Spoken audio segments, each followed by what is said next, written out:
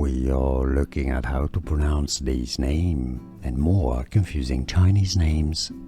Names from China many struggle with. Stay tuned, let's break down how it's said in Mandarin. Cao, Cao.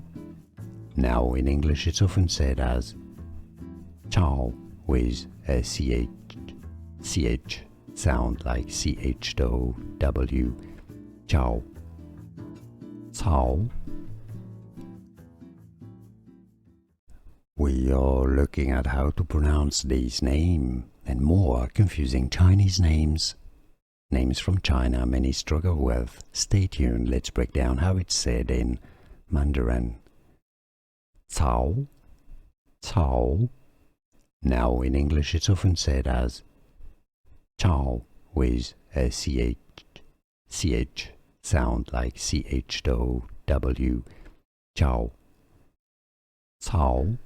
Here are more videos on how to pronounce more confusing words and names too many mispronounced. Like this video if you found it useful. I appreciate your support. I'll see you soon and thanks for watching.